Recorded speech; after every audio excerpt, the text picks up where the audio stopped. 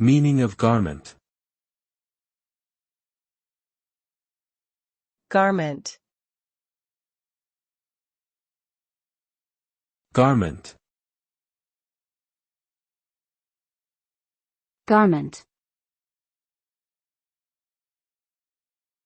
Garment.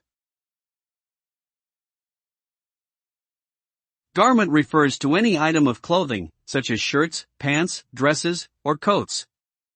It is a broad term that can encompass a wide range of styles and materials, including both formal and casual attire.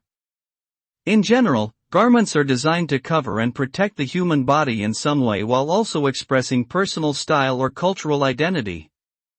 They can be made from a variety of materials, including natural fibers like cotton or silk, as well as synthetic fabrics like polyester or nylon.